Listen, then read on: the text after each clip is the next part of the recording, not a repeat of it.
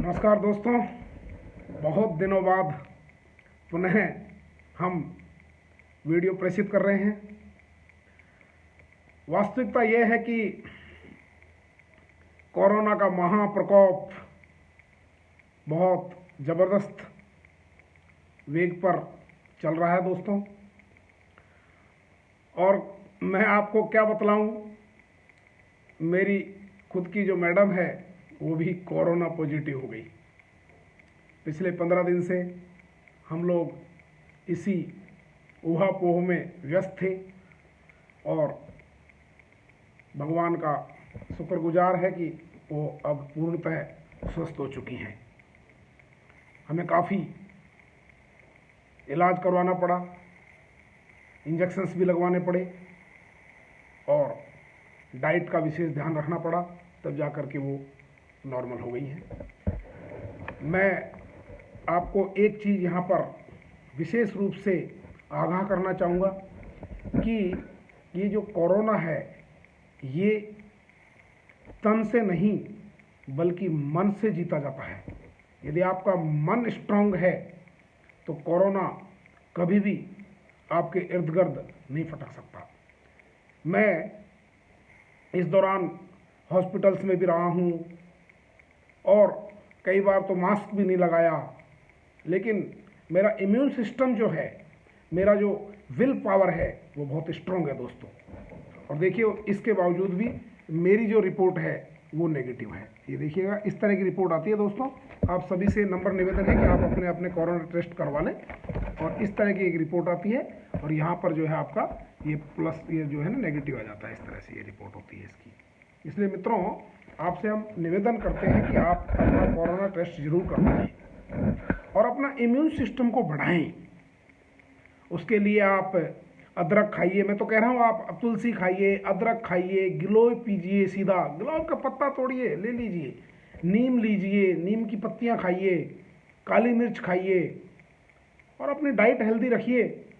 और मन में ये फीलिंग मत लाइए कि हमें कोरोना होगा या हमें कोरोना हो जाएगा। नहीं, मन में हमेशा दृढ़ फीलिंग रखिए कि नहीं, कोरोना कभी नहीं आएगा हमको। हम स्ट्रांग हैं, हम मजबूत हैं, हमारा इम्यून सिस्टम बहुत मजबूत है, हमारी विल पावर बहुत मजबूत है।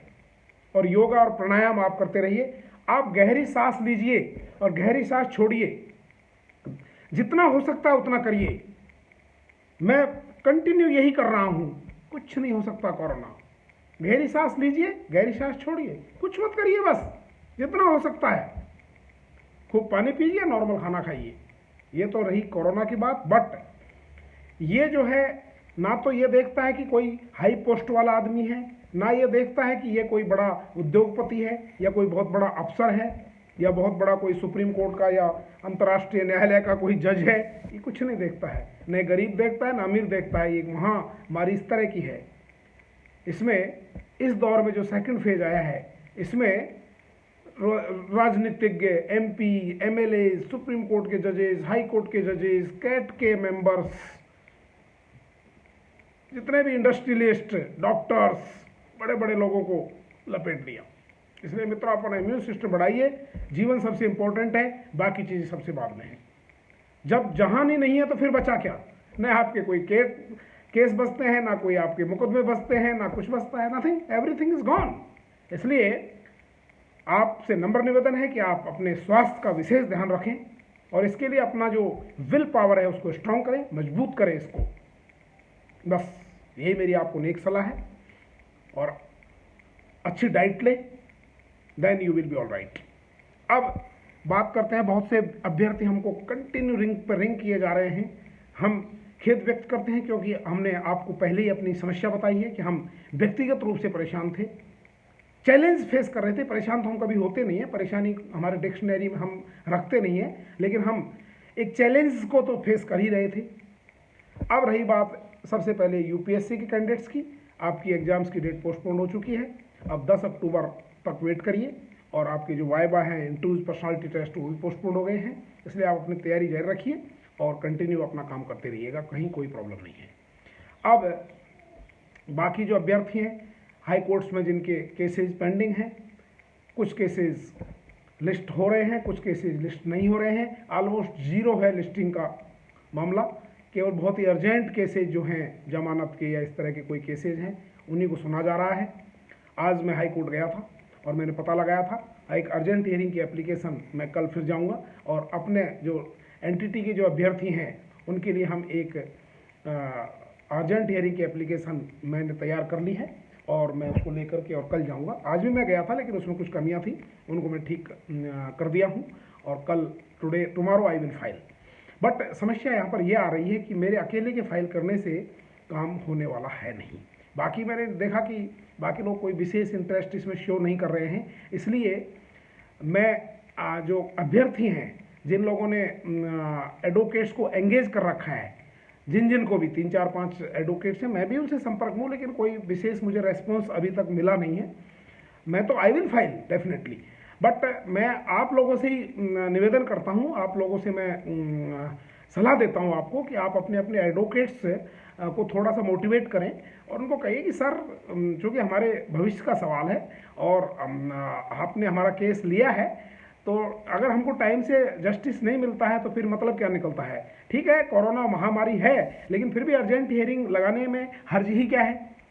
ये डिपेंड करता है न्यायालय उसको सुनता है कि नहीं सुनता है। नहीं सुनता है तो एक अलग बात है, बट अपने लेवल पर तो हम लोग जो है प्रयास करें, अपने लेवल पर हम ट्राई करें। तो tomorrow I am filing and बाकी लोगों से मैंने बात तो करी है बट कोई रेस्पॉन्स नहीं है। So that's why I am advising you candidates जिन्होंने रिट लगा रखी है वो अपने अपने जो एडवोकेट्स हैं उनसे डेफिनेटली बात करें और एक एप्लीकेशन मूव करवा दें।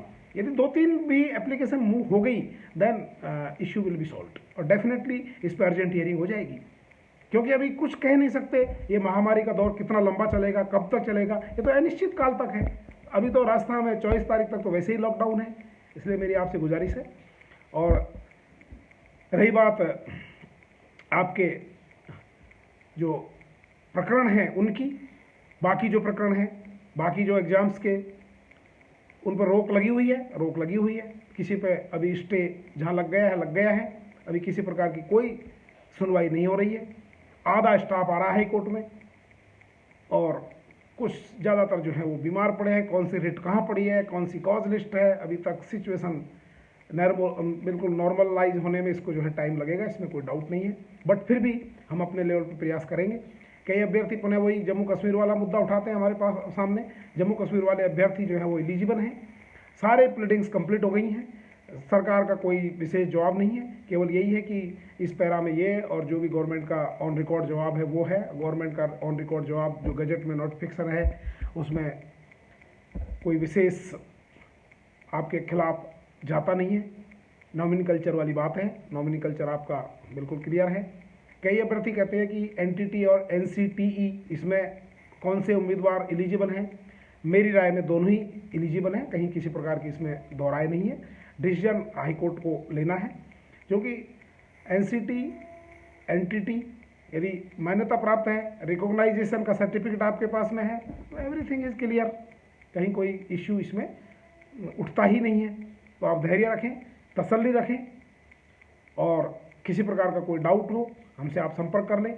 अभी यूपीएससी के जो पर्सनालिटी टेस्ट के ऊपर हमारी जो एडवाइस है, काउंसलिंग है हमारे ऑफिस में, हमने पुनः कल से उसको शुरू कर रहे हैं। जो भी अभ्यर्थी हैं, जो भी भाई बहन हैं, जो भी एस्पिरेंट्स हैं सिविल सर्विस के, हम अभी जनरल स्टडीज़ के ऊपर भी इस समय क्लास ले रहे हैं हमारे ऑफिस में, और इकोनॉमिक्स और जो करंट अफेयर्स हैं उसके ऊपर भी हम गाइडेंस दे रहे हैं। तो आप ज्वाइन कर सकते हैं ऑनलाइन भी, हमारे चैनल के माध्यम से भी, और यहाँ पर फिजिकली भी हम ऑर्गेनाइज कर रहे हैं। और बाकी जो नई एनटीटी के अभ्यर्थी ये कह रहे हैं कि हमको कोई नई रिट लगाने की आवश्यकता है क्या, मेरी राय ये है कि अभी आपको रिट लगाने में कोई फ़ायदा नहीं है। लेट अस वेट, अननेसरी पैसे वेस्ट करने से कोई फ़ायदा नहीं है। मैं आपको गलत सलाह नहीं दूंगा, आप जो है इस पर धैर्य रखें, हाई कोर्ट का फैसला आने दें। और उसके रिट बहुत लग चुकी हैं, कॉमन इश्यूज हैं, होगा कुछ नहीं, फाइल हो जाएगा।